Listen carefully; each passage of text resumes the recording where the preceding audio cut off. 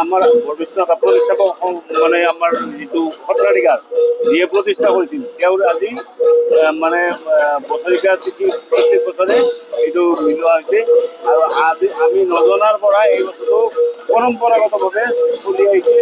আমাৰ এই তিথিটো অতি উলহ মালহেৰে বিশেষকৈ ধৰ্মীয় কাৰ্যসূচী আমি চাৰিদিনীয়া হয় আৰু চাৰিদিনীয়া কাৰ্যসূচীৰে এই অনুষ্ঠানটো চলে।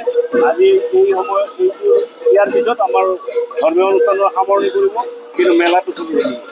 এইটো আমি নজনাৰ পৰা এই বস্তুটো পৰম্পৰাগতভাৱে চলি আহিছে আৰু এতিয়া যিটো বাটৰ নাট চলি আছে সেইটো তাৰমানে যেতিয়াৰ পৰা এই অনুষ্ঠানটো আৰম্ভ হৈছে, তেওঁৰ মৃত্যুতিথিটো যেতিয়াৰ পৰা আৰম্ভ হৈছে, এতিয়া সেই সম্পৰ্কে আমাৰ ধাৰণা নাই।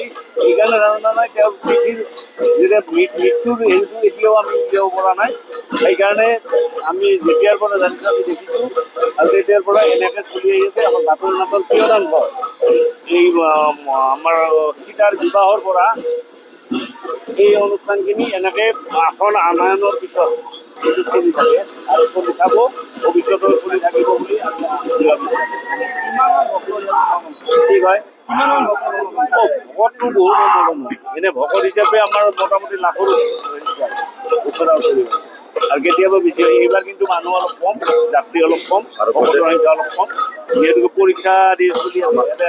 এল পিৰ পৰা একদম হায়াৰ ছেকেণ্ডেৰীলৈ কমপ্লিট পৰীক্ষা আৰম্ভ হৈ গৈছে। সেইকাৰণে মানুহ অলপ এতিয়া পৰীক্ষা বুলিলে এল পি ছেকশ্যনৰ পৰা হায়াৰ ছেকেণ্ডেৰী ছেকশ্যনলৈ গোটেই পিতৃ মাতৃৰে পৰীক্ষা, ষ্টুডেণ্টৰ লগত গোটেই পিতৃ মাতৃৰে পৰীক্ষা। গতিকে সেইকাৰণে মানুহ অলপমান সমাজত কম দেখা গৈছে।